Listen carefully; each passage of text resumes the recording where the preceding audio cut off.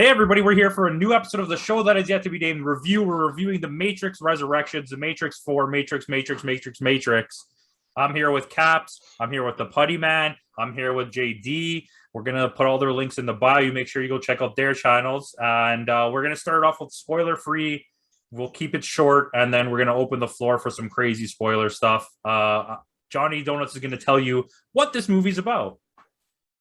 It's basically returning to the world of the Matrix 20 years later. Reintroducing characters such as Neo and Trinity, and basically finding out what happens to them 20 years after Neo was placed back into the Matrix by the machines when he created, at the end of, I think it was Revolutions, right? Where he made the pact with the machines that if he sacrificed himself, things would go back to normal and reset the Matrix. And this is basically tells you this movie starts off from that point as to what happened after that. All right, well, that's good. So basically, just without spoilers to anybody, let's get some general thoughts here. If you liked it, if you didn't like it, don't get too into it because I don't want to overwhelm the people that just came for the spoiler free. All right. So Caps, give us a little bit. I thought it was an interesting concept, but the execution in my eyes was poor. And at the end of it, it was not a sequel that needs to get done.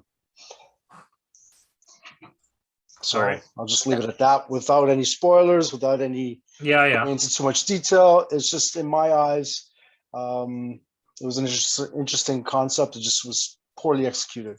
If I can expand on your point, if you don't mind me jumping in here, this movie suffered from a lot of blockbuster releases over the last little while have suffered from. It was an issue with Spider-Man for me. It was an issue with the latest James Bond one, whereas it starts off so strong and in the final act, it falls apart again.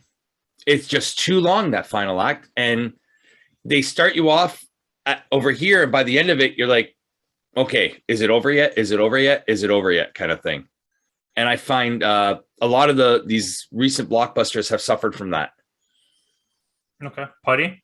Well, I agree, and except for like the whole beginning part, I feel like it's the whole movie felt like it was slow paced to me, and it was too much. Like like you both said, I feel like I knew they were going on the right track. Honestly, there's good actors in here, but I feel like the casting and recasting of some actors was not good in my eyes. And then it was way too much memory berries. It was just way too much. I had to throw nostalgia and force it down you too much, where something like Spider-Man No Way Home knew how to do it properly in my eyes. And this movie just did not know how to do it properly.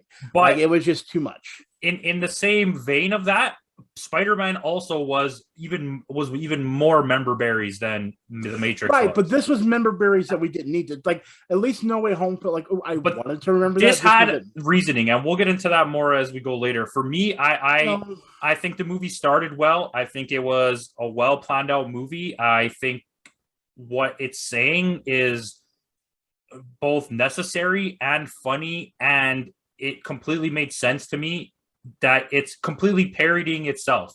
It was very meta how it was parodied. Yeah, a joke about itself. The fact that it got made is what it's poking fun at, and I see that, and there's more to it. So that's not spoilers, but I feel like as the movie went along, it progressed well. It did get a little long, and towards the end, I kind of felt like maybe we don't need this part. But I mean, the action was decent when there was action. Yeah. Visually, it looks pretty good. I kind of disagree. There's one scene with I agree. There's one scene. It was very jarring with Neil Patrick Harris, and we'll get into that in spoilers. That kind of threw me right out of the immersion. I am going to agree with you because there's a thing too in that I want to say, but I think the acting was good for me all around. Neil Patrick Harris did a great job. Yeah, I liked him in this. Yeah, I'm going to say this. Not for me. I felt bad actually for Keanu Reeves because I felt like he deserved better than this. And Neil Patrick Harris is a good actor in my eyes, but on this role, I felt horribly bad for him. Like he got bad writing for someone that is a good actor. Like there were so many times there's good actors in this that were putting what they could into it, but the script itself was just so horribly constructed in my eyes that it made them not look good, and I felt bad for them. Keanu Reeves, even though he gets a lot of slack for the whole dumb look, but like John Wick is a prime example of him being able to show his a good acting chops compared to what he did in this. And he doesn't act at all in John Wick. Well, no, but I mean, he just beats people up. Yeah, but my point is, yeah, it doesn't need to. Exactly, it works. The thing is, look at the original Matrix. I rewatched the original Matrix before I watched this, and the way he was in the original Matrix made me believe him to be the one. This one made me believe that he was too. For me, he was too wooden in the original. Yeah, see, I loved it. I agree with you 100% on that, JD. I don't think he was bad, but I think the wooden. He hadn't developed yet. Him being wooden in the original adds to the realness of his character because he feels like a regular guy that's like, what the hell is going on? So I agree with Buddy on that. I'll make one comparison. This is kind of the reason why I'm leaning towards what Putty is saying in terms of how the script was constructed. Well, someone's agreeing with Putty? I am. Oh, wow. Okay, do you remember in the last, I think it was the last John Wick when Keanu Reeves said the line, guns, more guns, or to that effect. Remember? The guns, lots of guns. Yeah. Which was cool in my eyes. It was a cool part of the movie, right? I think he tells the hotel concierge, guns, lots of guns. In this movie, he says, I still know Kung Fu. And I was like, didn't kind of fit with what you're like. It didn't really need to. You didn't really need to say that. It was a throwback line. It was like they were throwing back the member berries too much in that. Yeah, it was just the throwback felt off for me. You know what I mean? Like it didn't. The way that it is, I get what you're saying. I get it. So before we go too far into this, let's get rid of the spoiler-free stuff. So I'll start with JD. How many out of your dozen donuts is it? Out of a dozen donuts, I would say about a 7. Whoa. Yeah. No, I mean like for high.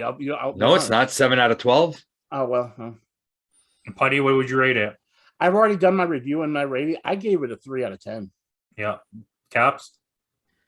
So sorry, out of 12? No, you can rate it whatever. I got a dozen donuts. I was never like into. I rated out of a case of a dozen donuts. Yeah, okay, mine's always so out of 12, I guess. Okay, so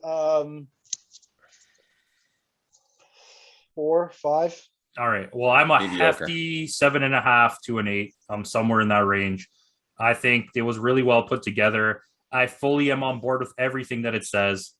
If you like The Matrix, I think you'll find something here you like. It's a little bit different than the normal Matrix. I think you have to go in with an open mind, not expecting to get what the other movies were. But anyways, that's it for the spoiler-free review. So if that's all you came for, then take a hike because we're going into full spoilers now. 3, 2, 1. Back into the Matrix. We're going back into the Matrix. And so, okay. Well, you don't have to take a hike. Oh, you could stay. But this is what I want to say. And I never say this. I've been talking to people online about this for the last couple of days. It's something I hate to say. I truly, truly, truly think people just don't get it. I really do. No, I get it, actually. So what about it that you get that you don't like? Here's my thing. I get what they're going with. And when it started off, especially with the whole game thing too, first off and foremost, especially since it appeals to gamers, I was like, oh, this is going to be awesome. But we got to a certain point, and I can say one point in the movie that made me think of this, like I saw it back to back and I couldn't put it together until I saw it, was the point where Keanu Reeves or Neo's on the bike throwing up the bullets. When we saw that in the first Matrix, it was a moment that was to be reckoned for. Like, he stopped bullets. Now he's doing it like it's simple crimes. I understand he's not powerful. He should already know this, but his memory's been erased. You would think it would take some time for him to get recuperated. For me, it just felt like, again, like I used Stuart from Mad TV. Look what I can do. That felt like it through the whole movie, where it was like a situation where they're like, look what Neo can do. But that's every superhero movie. But understand. The thing is when you're trying to, you got to make the hero feel weak. All right. Why? He's the one.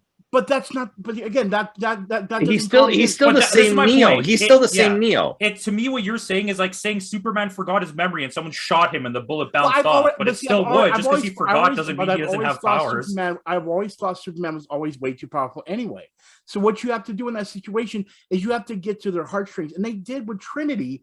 But even when they met each other, when Trinity and them got together, it didn't have an emotion like I wanted it to. Like I wanted the original feeling that Trinity had at the end, where she was like, when she was telling at the end of the first movie, where she was sitting there saying, I know what my role is in this, and I love you, so you're not supposed to die. I did not feel that in this movie. So him risking all the humans that were left alive to save her wasn't a sign of like, I love this person? No, it didn't, because you know what? It felt anticlimactic. Exactly. The thing is, I went into this. But let's put it this way. JD said in our chat, he said, I'm going to go in with this and not listen to IGN. And I was with JD all the way. I want to enjoy the hell out of this movie. Yeah. And you know me, I put high marks on numbers, a lot of things. I get where they're going. I actually say in my title of my review, I say, I hope this leads into better movies and it's not like the original Matrix where the first one's the best and later down the road they get worse. I hope this is the opposite. I hope this is the worst one of all and they get better. I hope it's opening the door for something big because I feel like it is. It's opening something door to the big. But what the problem is I felt like they were extending the time out so much, like they wanted to so much, that we had too much more of, look what he can do.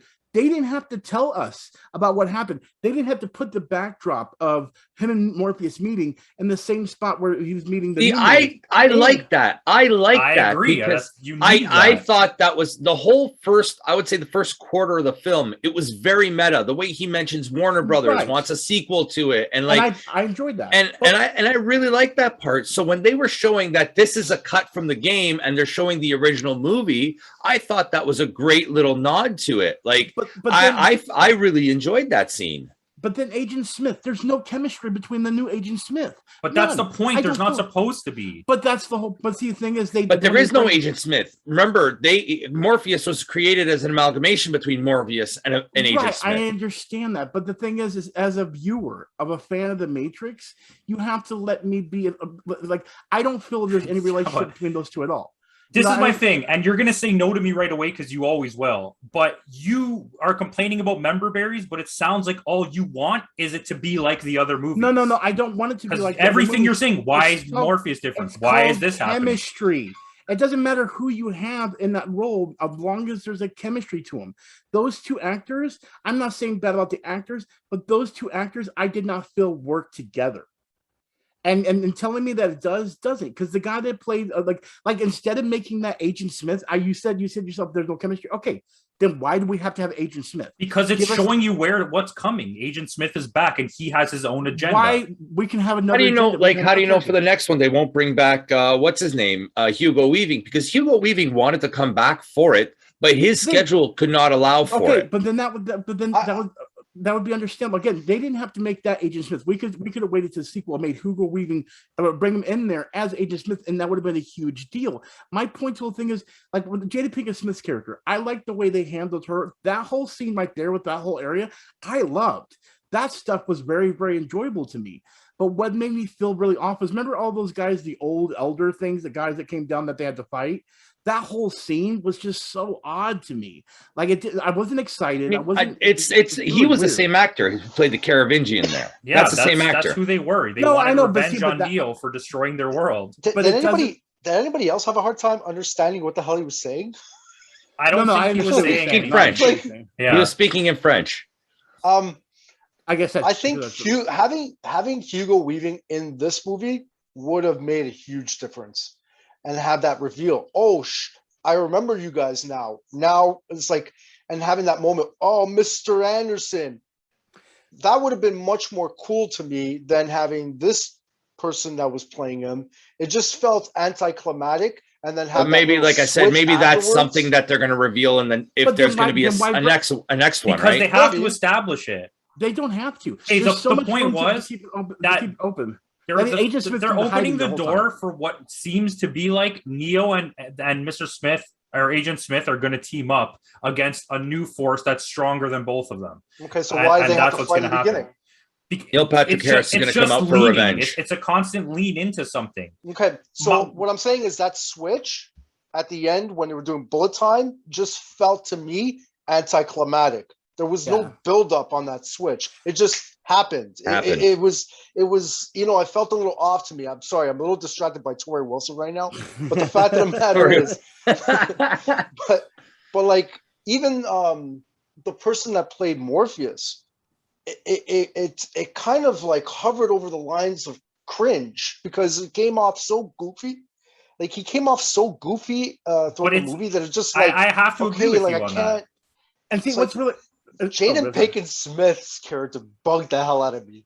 Really, see, I liked her. I actually liked her. She was one of my favorites in there, actually. The thing I like about this movie is it was already in a sci-fi movie, but this movie leans so heavily into pure sci-fi, just the element of living in this world, and it's all futuristic and it's all and I love that part.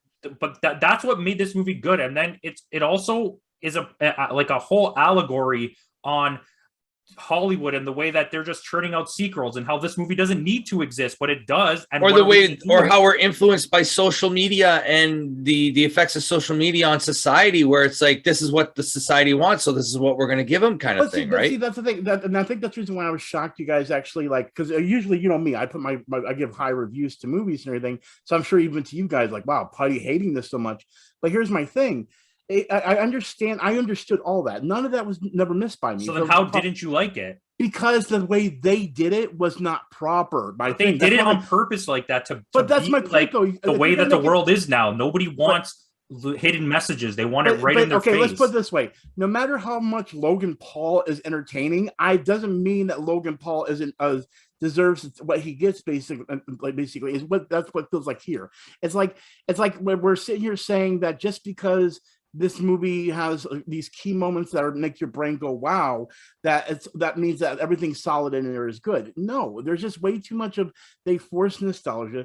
There's way too much of, we don't have to work on certain key moments of this movie to make it enjoyable because people will fill in the blanks themselves. And it's like, that happens a lot with movies, and I'm guilty of that a lot.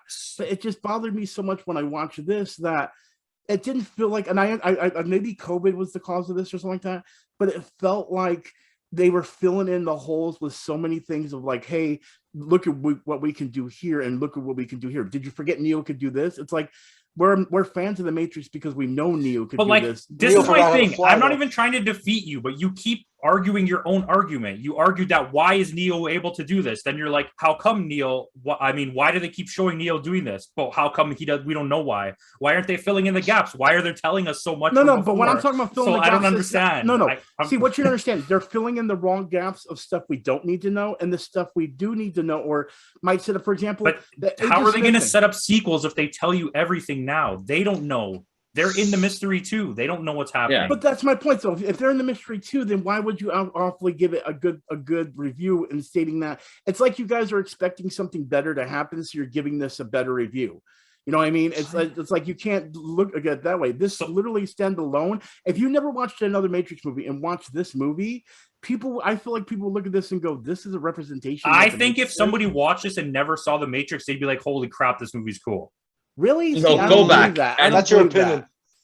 No, you can't say that. That's your opinion. But you also and you can't say the other thing because that's your opinion. No, but that's my opinion. Yeah, I'm not saying. But it's also like people who are going to see this movie, 85 to 90% of them have already watched the Matrix trilogy. Yeah. So they know what they're getting into. So they don't need to fill in the gaps as to why Neo can do this because they know what Neo can do. And if you're going to say that this it's movie muscle is bad memory compared to the dumpster fire that is the third movie, then that's crazy talk. Because the third movie is so hilariously bad. It's like some next level. What I want to talk about is that jarring, horrible CGI. But only in the Neil Patrick Harris, and I agree with you. That was the number one thing that I just didn't understand why that was there. It looked so bad and unjarring. I don't know if it was the frame rate of the film or something because it was bad. I would say even the robots that they were talking they were friendly with in the real world look so fake. They were overly smooth. They were like an uncanny valley type. But I agree. But everything felt so bright. If you watch the other movies, it was so dark, and these are so bright because to me, I took that as it's them after they transitioned. They left the dark period of their life, and now they're in the happy place, and that's why everything's so bright and colorful. And it's like this is the real world. This is how they've exited that. Yeah, and it looked beautiful. It looked awesome. I love the way the Matrix looked. I love the animation. I'm not 100% on all the CGI, but I love the visual presence of everything in the movie. Yeah, and I like the action. That was really good. Henwick is amazing. Yeah. She is great. And that's why they focus most of the fighting on her, because if anyone's seen John Wick 3, Keanu Reeves fights at 0.00000 kilometers an hour in his fight scenes, and it looks horrible. The guy's like 60 years old. But it's not the point. But I'm not. Don't fight that. He wasn't really doing a lot of fighting in this one. It was a lot of this. Yeah, well, if you remember, he couldn't even kick in the first movie. He literally had back. Yeah, but that's what I mean. And if you look at the way they handled him in this movie compared to John Wick 3, where they let him have hand-to-hand combat scenes for like 40 minutes straight, and it was so boring and slow, compared to this, where they hid that he couldn't do that. They kind of just cut to the spots where it was. And I didn't mind the new Morpheus guy, but I agree. But I think his whole character is a play on how overly serious Morpheus was. This guy's like, I'm going to have a good time. He's literally a robot now. All of this is written. None of these things are improvised. This is fully planned. But that's what I'm saying, though. That's what feels so, because what's his name is a great actor. He was amazing in Candyman. You know what I mean? And so when I see all these actors I've seen other roles, and then they don't feel so, like Neil Patrick Harris is another example of a great actor. And I'm so excited for this role with him, but there's just so many things when I'm watching it, then like there's something off I don't like about this. And I hate saying that because I don't want to nitpick this, because I'm excited to see what's going to come. Because again, me being a gamer, the whole idea of it being a video game just amazed me. And I also played the Matrix Awakes, the thing that came out on PlayStation 5, and I was all set. Like I was pumped. So did you get obviously you got it, but the whole thing about being in that room, that's how they make games nowadays. Don't give them story, just put more guns. Yeah, no, I get it. And they just keep repeating things over and over and over until it happens. I told you, the beginning really got me excited. Even when they got to Donald Mustard, I'm like, oh my God, this is just another added thing. Like, just for me as a geek, that with me being with Epic Games so much and being a partner with them, it's such a big deal. But then something started happening where, and I think prime example is this: the Trinity relationship with Keanu Reeves and the diner. I love those two actors together whenever they get together, but it just felt off in that situation. You know what I mean? Like that, like there were so many key moments, like the thrusting of the husband, like, oh look, she's married, sad. Like I feel like I like that. More that. I like the inclusion of the husband with the kids. Right, I did too. I didn't like the scene. Oh, your daughter's in a car accident. Blah blah blah. You need to come. That I didn't like. But see, I didn't. But that's what made me worried about the movie at that point too. Was I was going, oh, but I don't feel actually bad for him that because I already knew that he was going to give a Trini. It's already known that's going to happen. So there didn't feel like there was weight behind the whole thing of, oh, she's married. Gosh darn it! It felt more like, oh, well, we know she's going to break up with him. He has to work for it now, right? But that's my whole point, though. The way he worked for it, it was very anticlimactic. Yeah, it didn't feel as like what I wanted or what it felt like was when it came to like the first Matrix. The first one is them falling in love and them building the relationship. The second one is him figuring out that, oh, crap, I know her from somewhere. Where do I know her? I've always loved her. Why do I love her? You're not trying to rebuild the romance that you got from the other movies. You're just trying to find a way for him to connect to her now so that there's a reason for him to get her back. Right, because you're overreading into this. You guys are looking for them to remake the first movie, but they didn't need to. These characters are established. I'm just telling you in this one, it's anticlimactic. How he freed her for what happens at the end of the movie? Okay, hold on a second. So I'm telling you why it's anticlimactic. It went from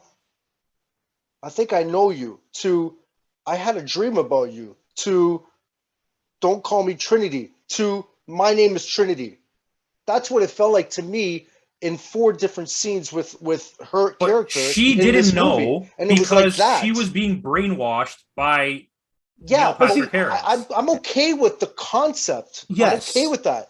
It just felt. You didn't like the execution. Once again, I'm not saying this is a perfect movie, and I'm not saying it's as good as the first one. I'm just telling you my point. That's my point. That doesn't ruin the movie for me.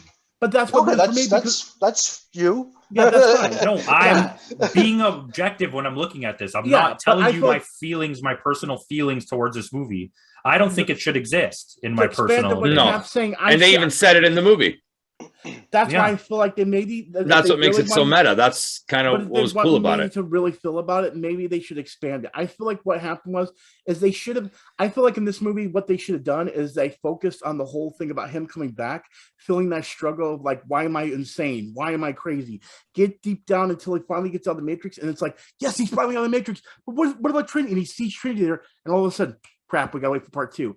It felt so rushed that I felt like they should have what they should have done is made it more like I felt more emotional for it. Like maybe even have like other things about him living the society and the world outside of it, so we can get to see how they work with the robots even more and everything. There's so much stuff that felt so rushed that it didn't feel like I had a chance to actually enjoy it and feel the moment for it. And then we were on to the next thing. Like, think about this. Remember when they first got into the city with what's her name? I can't think of her name, but played by Jada Pinkett Smith. When they got to that, she was like, you can't leave here. You're now in prison. All crap. Okay, you're breaking out now. We're sending you. Like, it was too forced. Like, she didn't feel like she got punished enough in that moment. You know what I mean? Like, it was just. It wasn't trying to be that. And I get what you're saying. And there are parts that are rushed, but you're overthinking this. This movie was designed to reintroduce you to everybody fast so we can get into where the story's going. So they wanted to get this out of the way. So now the next can focus on this. But that's not the point. So if Spider-Man Homecoming didn't have 2 movies coming next, would you still say that's a good movie? No, because you're only looking forward. That movie wasn't that good. So that's just what it is. And I'm not saying that's the reasoning for this. I'm comparing it to something that you are going to compare it to, because that's just the way it is. You needed a setup. This is the setup. They executed it pretty well. It could have been a lot worse. The hate for it is just people who don't want this parody of the Matrix. They want Matrix to be serious because it's cool. Oh no, I don't mind parody. Like, again, I've seen before. I don't mind it being a little bit funny. It's just the thing is, it's the complete opposite of what it's supposed to be, and I think that's the point of this movie. But it's laughing at itself. Yeah, it's poking fun at itself. Even was it Lana Wachowski? She even said that nobody asked for this. But that's my point, though. If you're setting up the Matrix again, if this again, I can't remember what movie they were talking about. And if you establish this as a different movie, then yes, maybe. But again, you're establishing something that's already been put out there. You would say the same thing for any other franchise, and they just like prime example is Batman and Robin to Batman Forever and Batman and Robin were a complete change to the original Batman and Batman Returns, and you see the hate that it got. Yeah, but Batman Forever did it properly in a way where Batman and Robin went all out stupid. Batman Forever is a good movie. When you go back and watch it, it's not a great movie. But this feels more like Batman and Robin. Or at least the Schumacher cut. Forever. Yeah, the Schumacher.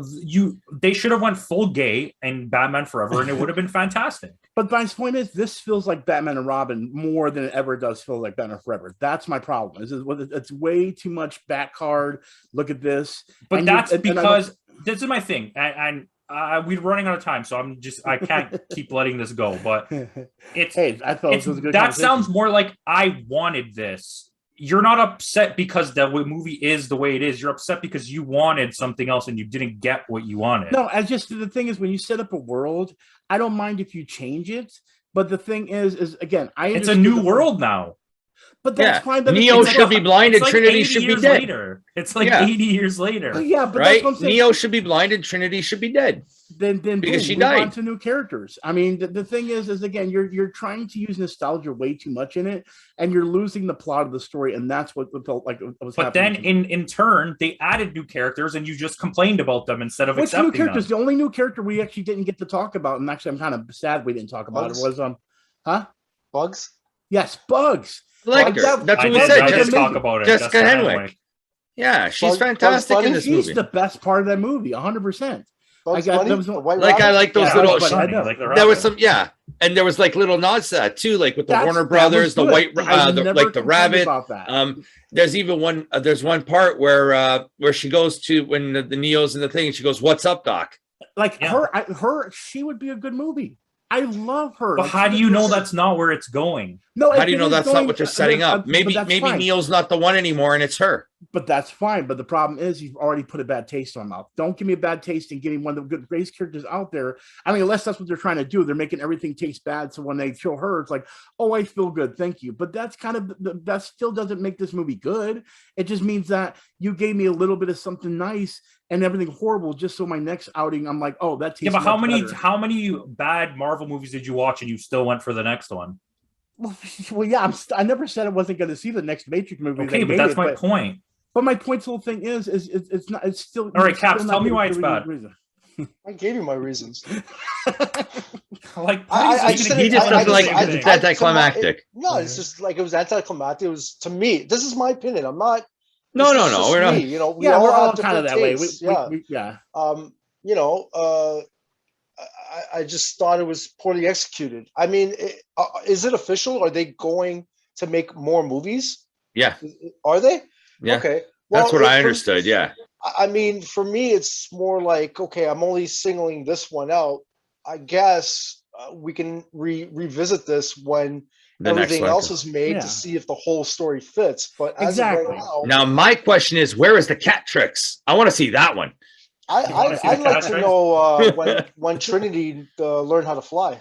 I don't think Cap stood to the end of the credits, by the way. The point is that they're just, I believe the entire point of the Trinity thing is that they're going in a different direction. They're flying in a different direction. She's flying. But literally, that same scene where they both fly away was literally the same thing from the first Matrix. You know what I mean? But I mean, they're two sides of the same coin, basically. Exactly. Trinity and Neo. It's not them by themselves, but it's them together. They're unstoppable together. Okay, hold on. I'm running out of time here, so I'm going to ask Caps first. Everyone else, shut up while Caps is talking. Including the Animatrix, rate all of the Matrix movies as fast as you can. I can't. Including the Animatrix? Yeah. I only remember certain parts of the Animatrix, but I'll go the original #1, Revolutions number 2. Actually, you know what? No. Original #1, Animatrix #2, Revolutions #3, Reloaded #4, and this one #5. All right, JD. And before we carry on, that was the worst frigging cover of Rage Against the Machine I ever heard in my life. Yes, it absolutely was. I have to agree. Yes, I will agree with you on that. That we can all agree on. I couldn't even finish listening to the song. Sorry. Yeah, it was pretty bad. It was unjarring. For me, I'm gonna go original Matrix #1, Animatrix #2. I'm actually gonna put this one, Resurrection #3. Then I'm gonna go Reloaded, Revolution. And he didn't even rate it high. He's just like, I feel like everyone's getting out of hand here. He rated it like a 5. Okay, go, buddy. All right. One original, 2 Animatrix, 3 the sequel, the Revolutions, Reloaded, and I'm sorry, this one last. You guys are literally like boggling my mind here. The Matrix is the best. Reloaded is easily the second best. Then is the new one. Then it's Animatrix, and then it's Revolutions. Revolutions is so bad, I don't understand how any of you guys like it. Mine. It's last on mine too. It's cool. Everybody has an opinion. No, it's not an opinion. Now, Enter the Matrix on the Xbox was a fantastic game. No, it's not. That's your opinion. Objectively, it's a poorly made movie. Objectively, that's your opinion. Objectively, the writing is poor. Objectively, the acting is poor. Objectively, it doesn't look great. There's things in Reloaded that they didn't have to do, like the fight scene between Oracle's protector and Keanu Reeves, so that he could go meet her. What's the point of the fight? Nothing makes sense in any of the movies if you watch them. Like, there is no spoon. Yeah, there never was a spoon. Either way, one Animatrix and the sequel are the ones I like. The third one and this one I don't like. So I'm just going to be honest with you. So, anyways, that's all. We all have different tastes. It's all good. It was a fun discussion. But at least we could together agree that was the worst cover of Rage Against the Machine I ever heard in my life. It was funny, horrible. I hope I don't ever hear a worse one. Is what I'm thinking. If it can get worse than that, oh my God. You know, it took me like I went for like 20 seconds being like, this is not real. I thought, wait a minute. It was like, for me, it was like, I know this song. Oh, I know this song. But see, what's really funny is that same song was played by Rage Against the Machine in the first Matrix. Yeah, it's called "Wake Up." The song's called "Wake Up." So that was like the whole purpose of the song. Like they purposely made this one bad just because the reboot. Top 5 movies ever made: The Matrix, Babogooshins. Anyways, I'm ending it here. That's it. Everyone go home. Thank you for watching. Like, comment, subscribe. Check out their channels. You can wave to Nick on the streets. And he's a nice guy. Bye.